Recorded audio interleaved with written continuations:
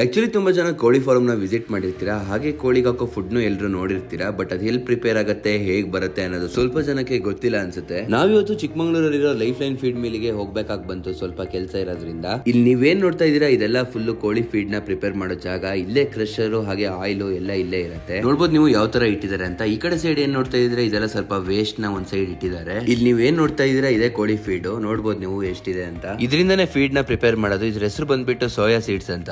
Just feed prepare ಮಾಡೋ ಫ್ಯಾಕ್ಟ್ರಿನ ಎಷ್ಟು ದೊಡ್ಡ ಇದೆ ಅಂದ್ರೆ ಅಷ್ಟು ದೊಡ್ಡ ಲಾರಿನೂ ಎಷ್ಟು ಸಣ್ಣ ಕಾಣಿಸ್ತಿದೆ ಅಂತ ನೋಡಬಹುದು ನೀವು. ಇದ್ ಬಂದ್ಬಿಟ್ಟು ಔಟ್ ಸೈಡ್ ವ್ಯೂ ನೋಡಬಹುದು ಹೇಗಿದೆ ಅಂತ. ಹಾಗೆ ಈ ಫ್ಯಾಕ್ಟ್ರಿ ಎಷ್ಟು ದೊಡ್ಡ ಇದೆ ಅನ್ನೋದನ್ನ ಗೆಸ್ ಮಾಡಿ ನೀವು. ಈ ಫ್ಯಾಕ್ಟ್ರಿಲಿ ಎಲ್ಲ ಕೆಲಸ ಮುಗಿಸಿ ಇಲ್ಲಿಂದ ನಾವು ಹೊರಟಿದ್ದು ಈ ಫೀಡ್ ನೆಲ್ಲ ಸ್ಟೋರ್ ಮಾಡೋ ಕಡೆ. ಇಲ್ಲಿ ನೀವೇನ್ ಸ್ಟೋರ್ ಮಾಡೋದು ನೋಡ್ತಿದ್ದೀರಾ, ಇದು ಫ್ಯಾಕ್ಟ್ರಿಗಿಂತ ತುಂಬಾ ದೊಡ್ಡದಿದೆ. ಅಷ್ಟು ಫುಲ್ ಸ್ಟೋರ್ ಮಾಡಿ ಇಟ್ಟಿದ್ದಾರೆ. ಇಲ್ಲಿಂದ ತುಂಬಾ ಸ್ಟೇಟ್ಸ್ ಗಳಿಗೆ ಎಕ್ಸ್ಪೋರ್ಟ್ ಆಗುತ್ತೆ. ಯಾರಾದ್ರೂ ಇಮೇಜ್ ಮಾಡಿದ್ರೆ ಚಿಕ್ಕಮಗಳೂರಲ್ಲಿ ಇಷ್ಟು ದೊಡ್ಡದೊಂದು ಫ್ಯಾಕ್ಟ್ರಿ ಇದೆ ಅಂತ. ಹಾಗೆ ಇದ್ರೊಳಗೆ ಪ್ರಾಪರ್ ಆಗಿ ಶೂಟ್ ಮಾಡಕ್ ಆಗ್ಲಿಲ್ಲ. ಹಾಗೆ ಇವ್ರ ರೆವೆನ್ಯೂ ಬಂದ್ಬಿಟ್ಟು 500 ಕೋಟಿಗಿಂತ ಜಾಸ್ತಿ ಇದೆ. ಹಾಗೆ ಈ ವಿಡಿಯೋ ಹೇಗಿತ್ತು ಅಂತ ಕಮೆಂಟ್ ಮಾಡಿ. ಇಲ್ಲಿಗೆ ನನ್ನ ವಿಡಿಯೋ ಎಂಡ್ ಮಾಡ್ತೀನಿ ಗೈಸ್. ಬೈ ಬಾಯ್.